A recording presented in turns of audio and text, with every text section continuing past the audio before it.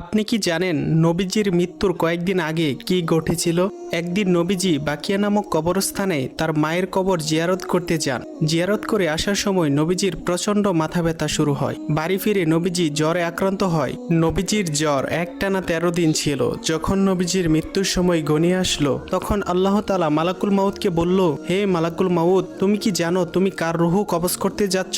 সে হলো আমার প্রাণের বন্ধু। তাকে সৃষ্টি না করলে আমি দুনিয়া সৃষ্টি করতাম না।